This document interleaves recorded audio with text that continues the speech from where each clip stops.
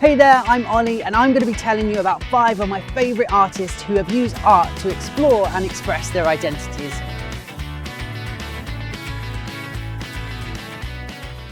What do we mean by identity? This could be your gender and how it can be different to your friends, or the colour of your skin, or your sexuality. Sexuality means the different ways that people are attracted to each other.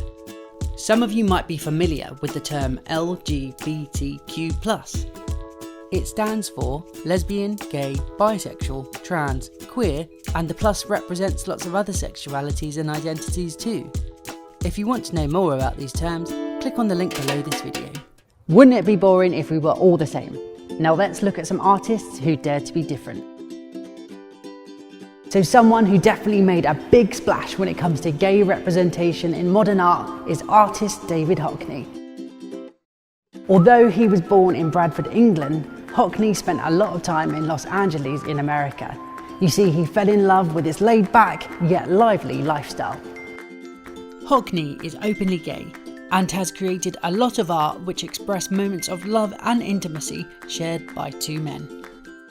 This painting is a double portrait of the famous ballet dancer Wayne Sleep and his lover George Lawson. Hockney shows a relaxed, almost ordinary moment from their relationship, with Wayne gazing sweetly at his partner.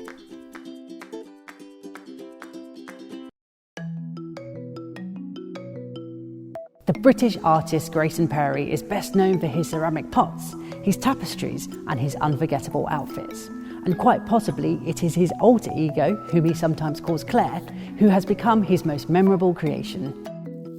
Claire even takes centre stage in some of Perry's artwork, and the art often shows Grayson's views on society. One of my favourite things about Grayson Perry is that when he won the Turner Prize, a famous award for artists, he accepted the award dressed as Little Bo Peep. Perry is not transgender, however his attitude towards gender shows us how we can explore different ways in which to present ourselves to the world. Perhaps one of the most mysterious figures on this list is that of the gender-fluid Claude Cahun. Cahun was born in France. They were a photographer who loved to experiment expressing masculinity, femininity and all the beauty in between. The artist once said, "Under this mask, another mask. I will never finish removing all these faces."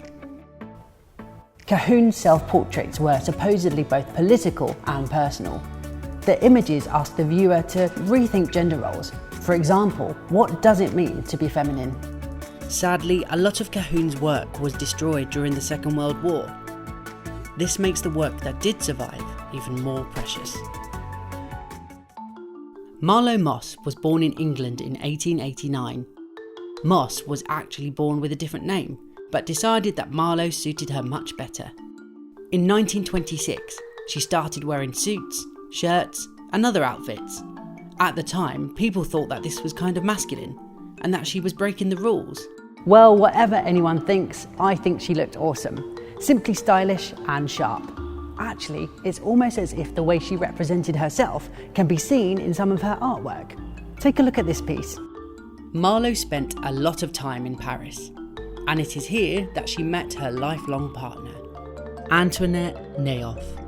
Here's another sleek design from Marlow Moss, but possibly my favourite thing about this work is that Marlow didn't give it a title, perhaps proving that labels are not always needed. Andy Warhol is best known for leading the pop art movement. He was an openly gay American artist, even when being gay was illegal.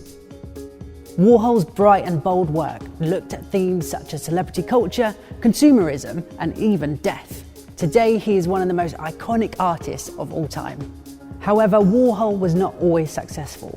In fact, some of his early drawings were rejected from an exhibition because they were apparently too openly gay. This just reminds us of the unfair society that Warhol was living in. Warhol continued to make art, and many of his designs led him to superstardom.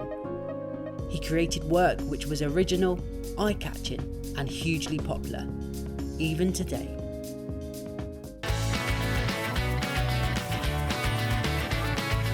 I'm sure you'll agree that all of these artists were amazing at challenging society and using their art to create a more accepting and equal world for LGBTQ+ people.